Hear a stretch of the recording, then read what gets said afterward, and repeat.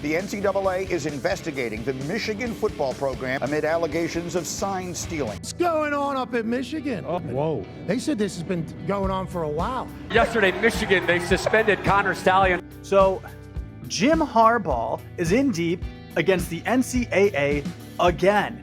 If you've been following sports media, you know that Michigan suspended Harbaugh for 3 games earlier this season in response to the NCAA investigating his team for recruiting violations, among a few other things. Now it looks like Harbaugh could be facing more penalties for sending an employee of the university to steal opponent signs. That's right, we have another major sports sign stealing scandal. Sports sign stealing scandal. Sports sign stealing scandal. Say that 5 times really fast. Before we get to that, please remember to like and subscribe to The Very Best Podcast, the podcast where we're the very best at absolutely nothing and everything. So let's start with the first set of offenses that Jim Harbaugh and his staff are under investigation for from the NCAA.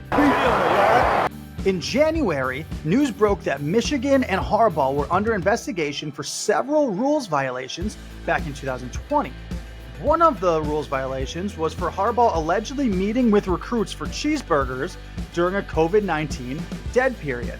Face-to-face meetings with recruits was not allowed. Harbaugh and his staff were also accused of texting a recruit outside of an authorized contact period and exceeding the limit the NCAA places on coaches during practice. The way they did this was by having analysts instruct players during practice while coaches watched over Zoom.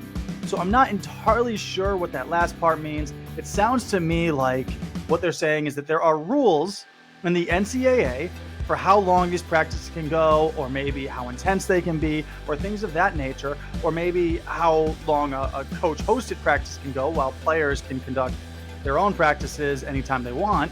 That's just called working out.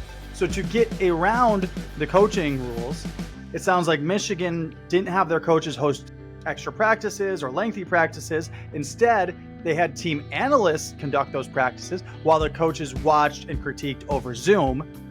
Now, that's just my understanding of what that part of this violation means.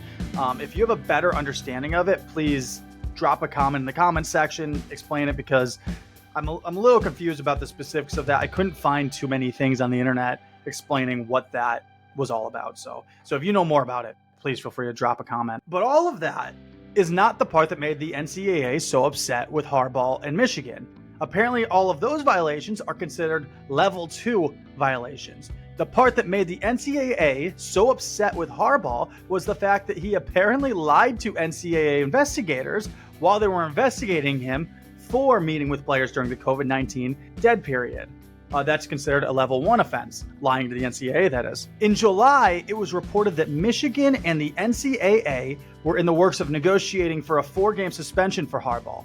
That would allow for him to return to Michigan's 5th game and bring resolution to the investigation. So it would bring this all to an end.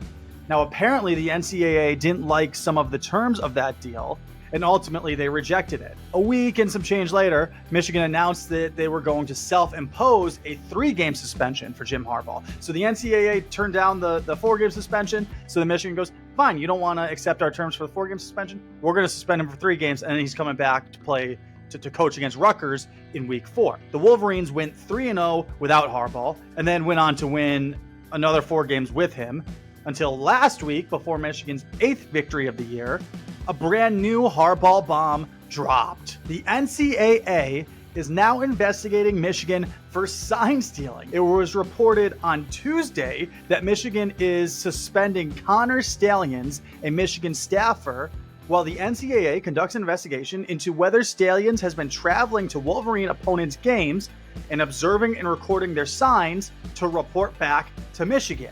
So breaking that down, it sounds like this Stallions guy who works for Michigan has been going to games to steal signs from future Michigan opponents. Per The Athletic, a staffer buying tickets to Big Ten football games isn't against NCAA rules. Stallions buying the tickets and then giving them to other people is also not against NCAA rules, if that happened. I don't know that happened, but if that happened. A staffer buying tickets to scout other NCAA teams, however, is a violation. Apparently, Stallions' tickets to opponents' games were all at midfield with a clear view of the sidelines. Sometimes he bought tickets on both sides of the stadium. presumably to observe both sidelines. Making the case worse for Stallions is that apparently one of the schools has security footage of someone sitting in a seat purchased by Stallions holding a smartphone recording a team's sideline. Presumably you could see the signs that they were giving. Additionally, according to The Athletic, Stallions bought tickets to at least 7 Big Ten games prior to those teams playing the Wolverines over the past 3 seasons. Now, Harbaugh has responded to this, and he said he knows nothing about it. He released a statement claiming that he and his staff had no awareness of anyone on our staff having done that or having directed that action. On Wednesday, the Washington Post and The Athletic reported that an outside firm apparently reported the violations to the NCAA and that they discovered documents and videos from computer drives that were maintained and accessed by Michigan coaches.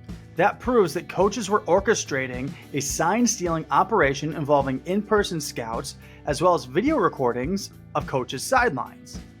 Included in the documents was apparently a detailed schedule of Michigan's plans for sign stealing. The plan included sending scouts to 8 Ohio State games and 4 to 5 Georgia games. Now, is it possible that Stallions is just a Big Ten super fan and he likes to be around the 50 where he feels like he has a better view of the whole game? Sure, that's possible. Do I think that's the case? Hell no. Especially if they really do have video evidence of Stallions recording a sideline. Do I think that Harbaugh knew about it? He might not have known all of the details of how the sign stealing operation was going, but he knew. He knew they were sending staffers. I actually doubt that Stallions is the only one, though. And I also doubt that Michigan is the only team doing this. I think that most likely every big program is sending people to observe their opponent's games. I think that there's no way for the NCAA to really bust them all. There's no way for the NCAA to really figure out if that's what they're doing or not. But I also offer a solution, a very simple, obvious solution. The NFL already did it. Get rid of signs. You stick a radio in a team captain's helmet on either side of the ball, one per side, and let the coaches call the plays over the headset. They sit there and they cover up their mouth and they call the plays in. The NFL already got rid of the signs. There is no sign stealing scandal because there's no signs. It makes it way easier. But I want your thoughts now. Is Stallions the only guilty party here? Should Harbaugh be suspended again? Please drop your comments below.